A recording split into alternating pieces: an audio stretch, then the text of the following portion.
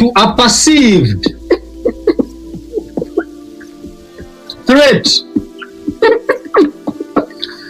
Fear can be understood as a reaction to a perceived threat. A reaction to a perceived threat.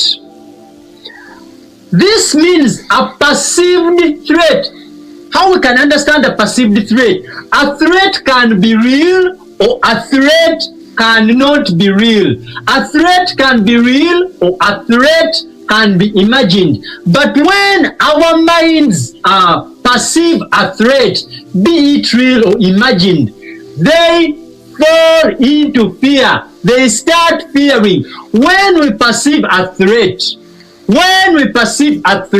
we start fearing. That threat can be real or that threat can be imagined, as long as the mind perceives a threat. Just like shame is a reaction to a perceived defect or a perceived inadequacy. For example, when someone believes they are less, or when someone believes they are below a required standard, and that interpretation is attached to identity, they feel shame.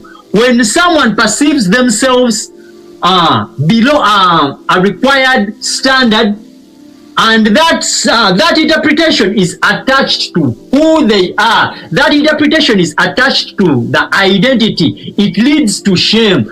And then fear is a reaction to a perceived threat. When I perceive a threat, be it real or imagined, I start fearing. So fear says, I am not safe.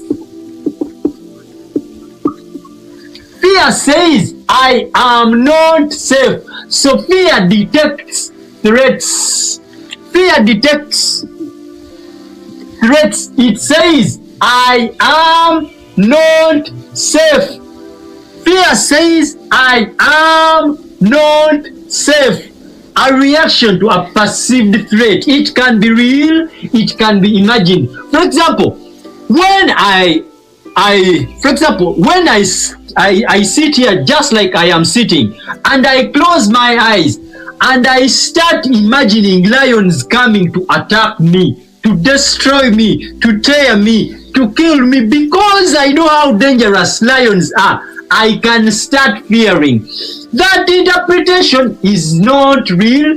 That reaction has come from an imagined experience. So I imagine something and automatically